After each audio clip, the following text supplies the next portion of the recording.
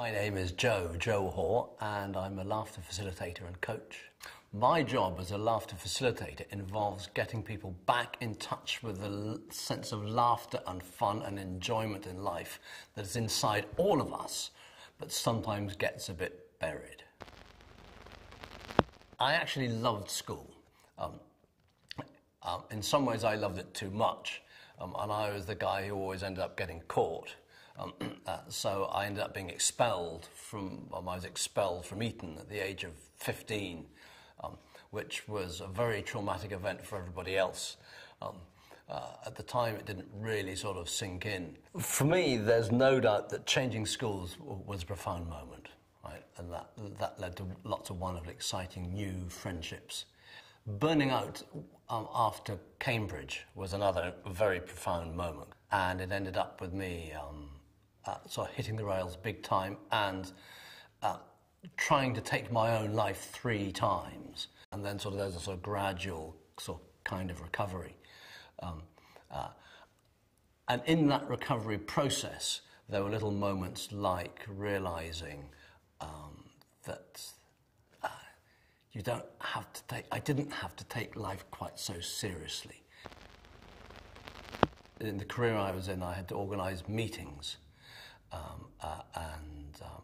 I was dreading this because the one thing I didn't want to do was to have to organise these particular sort of types of meeting. It was the first time I'd ever done anything like that. And there were sort of representatives from many sort of different sectors within the forest industry, which is the industry I was working in then. The day came and the meeting started, and I found I loved it. The whole thing about sort of facilitating the flow of sort of information and questions and answers, and the energy of the group was absolutely exhilarating. It was one of these ones that just came bang right out of the blue. And from that moment on, I knew that my life was going to be involved or working with groups in some way. And then I had another moment.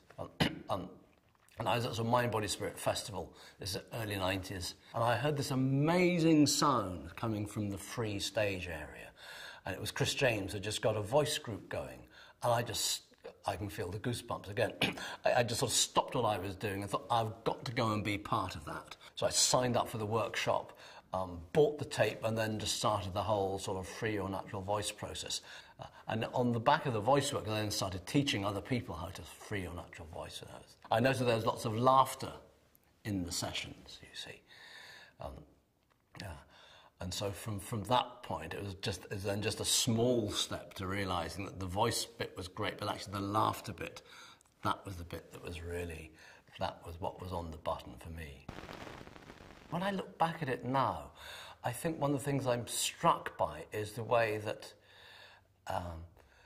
sometimes life's messages come when you really aren't expecting it.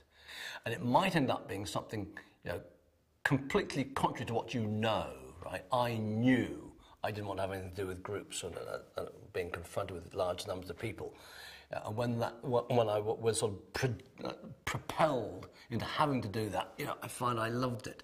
But I would never, ever have chosen to do that, you see. And it doesn't matter what other people say or what you might have read or heard or this, that, or the other. When you've had that experience yourself, you know, and no one can ever take that away from you.